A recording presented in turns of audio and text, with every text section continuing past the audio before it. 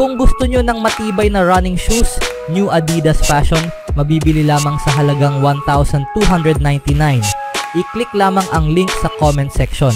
Si Jaylen Brown ay sinigurado na siya ang gagawa sa huling halakhak sa championship parade ng Boston Celtics.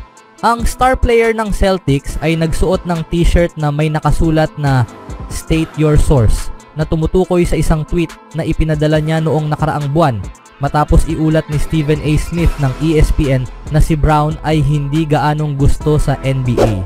Malinaw na hindi natuwa si Brown sa ulat dahil iniisip pa rin niya ito isang buwan, kaya nagpatahi siya ng t-shirt at ipinakita ito sa championship parade, parang ipinapakita niya kay Smith. Ang pagyakap sa papel na kontrabida ang naging mantra ni Brown sa buong 2024 playoffs.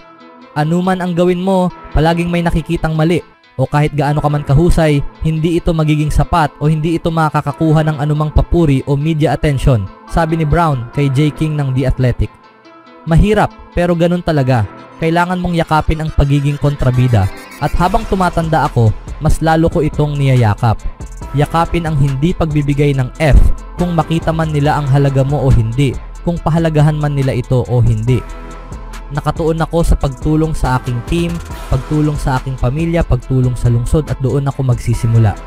Tumugon si Brown sa kanyang mga kritiko sa pamamagitan sa paglagpas sa co-star na si Jason Tatum para sa NBA Finals MVP habang tinutulungan ang Celtics na makuha ang kanilang unang kampyonato mula noong 2008. Hindi isiniwalat ni Smith kung saan niya nakuha ang kanyang impormasyon, bagaman typical ito para sa anumang media member na nag-uulat gamit ang mga anonymous na mapagkukunan, ngunit ang pagkagusto kay Brown ay tila hindi naging malaking bagay sa playoffs. Tumakbo ang Celtics sa playoffs na may 16-3 record, ang ikatlong pinakamahusay na marka sa ika-21st century. Anong masasabi niyo mga kaibigan sa kritikong ito ni Smith?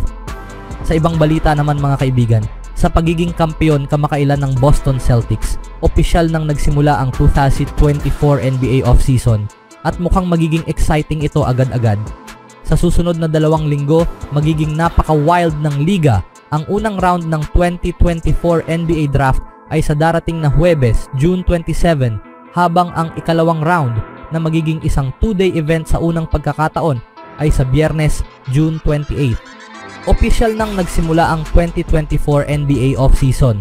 Sa Lunes, June 30, magsisimula ang free agency moratorium kung saan pinapayagan ang mga teams na makipagnegosasyon ng mga kontrata sa lahat ng free agents. Ang moratorium ay magtatapos sa Lunes, July 7 kung kailan maaring i-finalize at i-anunsyo ng mga teams ang mga deal. Kung saan pinapayagan ang mga teams na makipag-negotiate ng mga kontrata sa lahat ng free agents. Magiging abala ang Golden State Warriors sa panahong ito na may maraming desisyon na kailangang gawin sa iba't ibang direksyon. At ang susunod, mga option na iulat na mas maaga sa linggong ito na mag-o-opt-in si guard Gary Payton II sa kanyang $9.1 million player option para sa darating na season. Ngunit mayroon ding isang pares na critical na team options ang Dubs.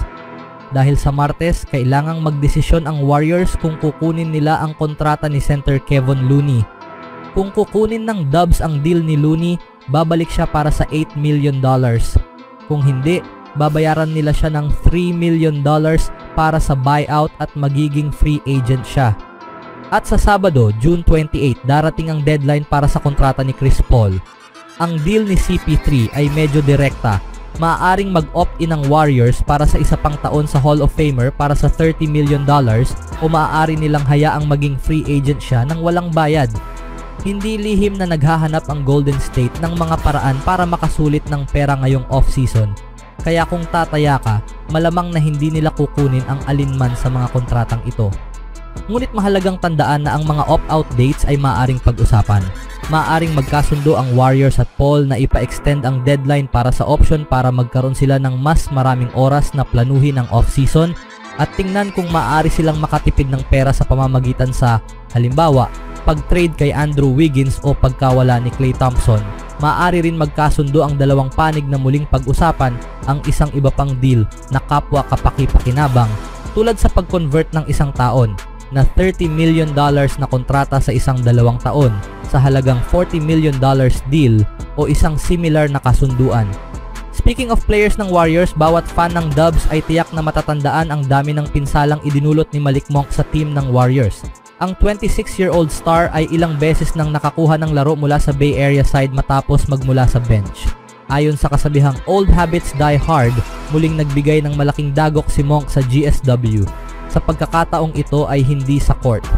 Ang pinakabagong $78 million contract ng star kasama ang Sacramento ay maaring maging huling piraso para sa pag-iwan ni Klay Thompson. Matapos ang nakakadismayang pagtatapos ng Kings sa 2023-24 season, pumasok si Monk sa free agency. Dahil sa epekto niya mula sa bench, maraming team ang pumila, umaasang makuha siya ngayong off-season. Notably, ang Orlando Magic, Detroit Pistons, Philadelphia 76ers at OKC Thunder ay lumitaw bilang mga potential na teams ayon kay Evan Sidery ng Forbes. Gayunpaman, wala sa mga team ang nakagawa ng anumang hakbang dahil ang Kings ay iniulat na napa-extend nila ang kanyang kontrata para sa susunod na 4 na taon ayon kay Adrian Wojnarowski. Maaring magtaka ang ilan kung paano maapektuhan ng kontrata ng Sacramento ang Warriors. Katulad ng Orlando Magic na itinuturing si Malik Monk bilang potensyal na fit, iniisip din nila si Klay Thompson. Ngayon na si Monk ay wala na sa eksena, maaaring mas magsikap ang Magic na makuha ang shooting star ng Golden State. Ang Orlando side ay nagtapos sa kanilang postseason run sa isang Game 7 loss laban sa Cavaliers. At papasok sa offseason, lumabas na ang balita na ang team ay naghahanap ng mga shooting options. Kailangan ng team ng isang shooter upang makalikha ng mas maraming espasyo para kina Paolo Banchero at Franz Wagner. Sa pagpili mula sa free agency menu, tiningnan ng team sina Monk, Klay at D'Lo. Isinasaalang-alang ang umano'y alitan ni Thompson sa loob ng Dubs fold. Maaaring mahirapan ang Warriors na mapanatili ang 4-time NBA champion na sa teorya ay pabor sa Magic. Dahil sa kanilang posisyon at kakayahan sa pag-shoot, parehong may halaga sina Klay at D'Lo. Kaya may tsansa na mawala ang alinman sa dalawa kung magpupursige ang Magic. Gayunpaman, matapos ang season, tinukoy ni Jeff Weltman, ang presidente ng Orlando Magic, ang pakikibaka ng team sa labas ng arc. Nagtapos ang team sa ika-15 sa 3-point percentage chart na may 36.5%. Batay sa kriteryang iyon, tila mas viable na option si Thompson na nasa ika-6 sa all-time leaderboard na may 2,081 3-pointers. Sa parehong panahon, may advantage si D'Lo kumpara kay Klay. Ang star ng Lakers ay kayang mag-orchestrate ng mga plays para sa team habang si Thompson ay kadalasang itinuturing na catch-and-shoot star. Bukod dito, si Malik Monk ay may katulad na kakayahan na mag-orchestrate ng mga plays mula sa bench. Sa katunayan, mas may pagkakahawig si Monk at Russell kaysa kay Klay. Pero kung ang Magic ay naghahanap ng isang mas bihasa sa pag-shoot, maaaring mas pipiliin nila si Klay sa plano. Gayunpaman, hindi ito opisyal hanggat hindi inaanunsyo ng mga team, kaya ang Dub Nation ay kailangang maghintay na may kaba sa kanilang mga dibdib. Ano sa tingin nyo mga kaibigan? Always do it on my own, so I gotta get through it. And the only thing I know is to love what I'm doing. Never give up, never slow, till I finally prove it. Never listen to the no's, I just wanna keep moving. Keep my head up when I act, head up that's a fact. Never looking back, I'ma keep myself on track.